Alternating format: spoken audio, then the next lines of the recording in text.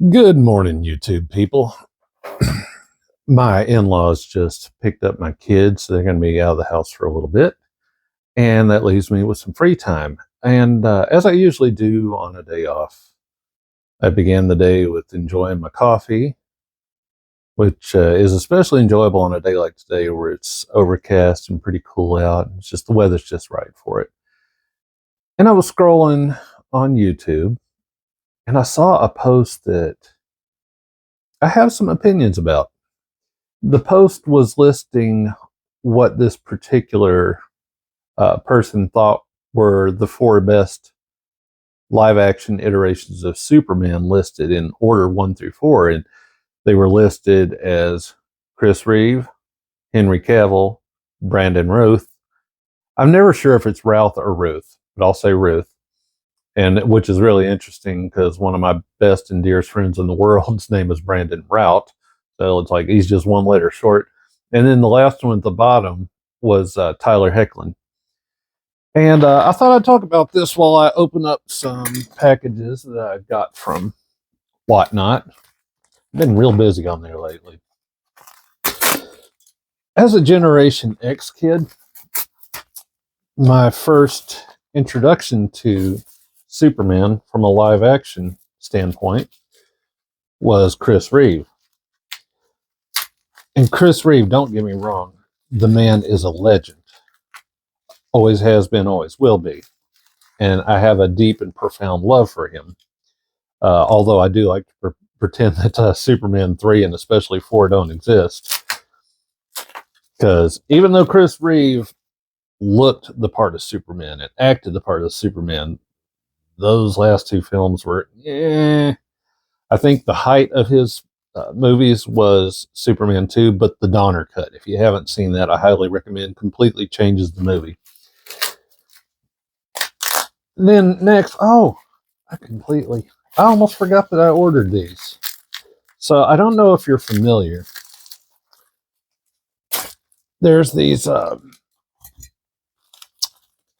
precious metal currencies called goldbacks, and they're printed on gold foil.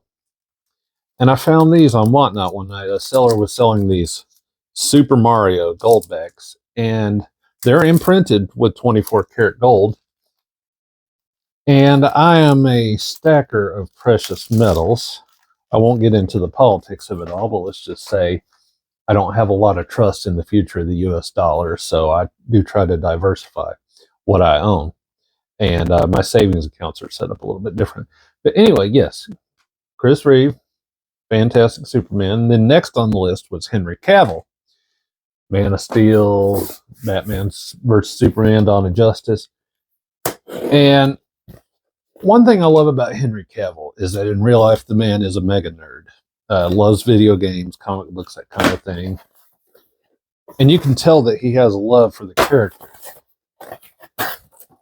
And I thought that Henry Cavill's Superman performance was also phenomenal. However, it always fell a little bit short for me because I don't know, I found, and it's not anything to do with his portrayal, it's all due to the writing.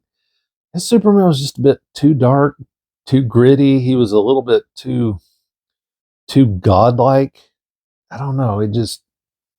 It's good. I enjoyed the films, and I even wish there'd be a Man of Steel 2, but we know that's not happening. It didn't sit right with me. It didn't hate it, didn't love it. I enjoyed it. Then they listed third as Brandon Routh. Now here's my deal with his Superman. The first I'm going to pause to show what I've gotten.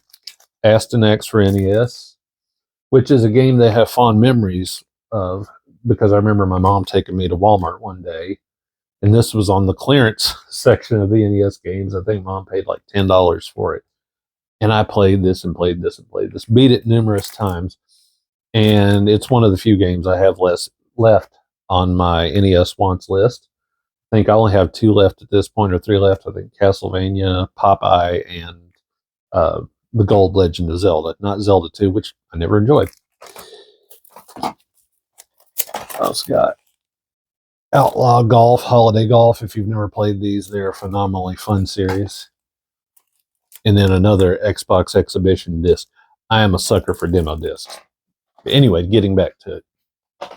Brandon Routh's Superman.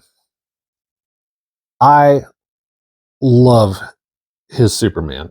And I love his movie Superman, and I love the Kingdom Come version of Superman that he played in the Arrowverse. If you haven't seen that, The Flash, Arrow, DC Legends of Tomorrow, and I forget the other show, but they had a crossover event. It was a Crisis on Infinite Earths deal, and in that, Brandon Routh, who had up to that point been playing the Atom, was they did a multiverse sort of deal, and we got to see him as Superman again, only as Kingdom Come Superman, and he got in this big fight. Oh, the other show was Superman and Lois. Speaking of Tyler Hoechlin coming up here in a minute, and it was just phenomenal. I never had an issue with Brandon Routh's Superman. I thought his Superman was just spot on with Chris Reeves. He had the mannerisms down. The man has the look. He's a very likable fellow in real life, by all accounts. And I enjoyed Superman Returns, but I felt like it was a really good Superman that was hamstrung by just some awful writing. I mean, in a lot of ways, it was just a remake of Superman 1, only not as good. I felt like he got unfairly dumped on, and people weren't able to, at least a lot of people weren't able to separate just his Superman from the mess of the film that he was in and appreciate it for what it was. And I love him. And I hope he gets another opportunity to get involved with Superman at some point. But what they had was the fourth on the list, and they, as I guess the lesser of the four, was Tyler Hoechlin. Now, again, as a Gen X kid, again, I said it before, Chris Reeve will always hold a special place in my heart. But Tyler Hoechlin from the CW show Superman and Lois has become my all-time favorite Superman, and I'll tell you why as I'm opening this box. The common thread with all other movie adaptations of Superman is that he's just so powerful. He's so strong. He's so unstoppable. And they all focused on the super side of Superman, whereas Tyler Hoechlin's version is more focused on the man part of Superman. He is the most human of the Supermen. He struggles with moral and ethical dilemmas, but he also, and I guess this speaks to me because I'm a father, he struggles with problems in fatherhood and relating to his children and being there for his wife. And I just love that. He is far and away the most human of the Supermen. I would really like to meet Tyler Hoechlin one day, maybe get an autograph. And I'm not, I'm not a celeb fanboy, but I just enjoy him so much. He's brought a lot of enjoyment to me. Yeah, okay. So I forgot I got some Switch games. Ghostbusters Remastered, Cars 3 Driven to Win, NBA 2K Playgrounds. This I was tickled with. Sealed copy of Miles Morales for PS4. I got this for $10. That is what I love about Whatnot. If you catch the right seller on the right day, you can get some deals. Yeah, WWE 13. And then I finally decided to add a copy of MechAssault to my original Xbox collection. I've played this in the past, enjoy this, but you know why I bought this copy?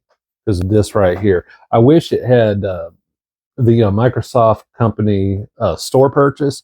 I love the ones that actually have an employee number there. But I don't know if I've said this before, but I am a sucker for stickers. Like, a lot of people complain about stickers, and there's plenty of YouTube videos about how to remove them. I'm like, why would you want to remove them? Like, this kind of thing, or video store stickers, they to me add a story and a history to video games. And I absolutely love that. I've probably spent a little between Christmas and the last couple of weeks on Whatnot. I think I've been spending a little bit too much money, and I need to curtail that. But anyway, yeah, I love Superman. He as a child, he was my favorite of the superhero characters because I mean, come on, he's Superman. As I've aged, I've gravitated more toward Batman and the Flash and Green Lantern. Those are kind of my big three on my favorites.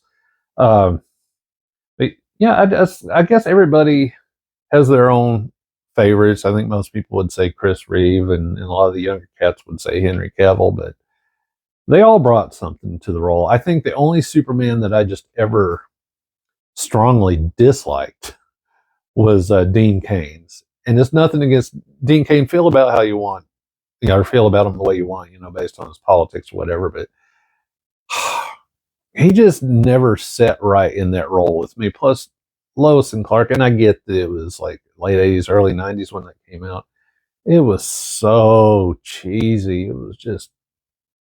There's good cheese and then there's uncomfortable cheese. And that's where Dean Cain's Superman fell. I think he's the only Superman to never have blue eyes, which it's a small detail, but it bothered the crap out of me. I wish we would have gotten to see Tom Welling in full on Superman mode. I still keep hoping that, because I think in this last Ezra Miller Flash movie, when they were hopping around the multiverse and you got to see into different universes and you got to see George Reeves and Chris Reeve and you got to see all that. I wish we would have seen an iteration that had like Tom Welling. I mean, just really going full on Superman. Instead, we got Nick Cage, but it is what it is. Anyway, I love Superman.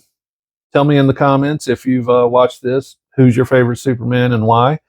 Anyway, I am going to go take my morning medications and have some breakfast, and I hope y'all all have an amazing and super day. Take it easy.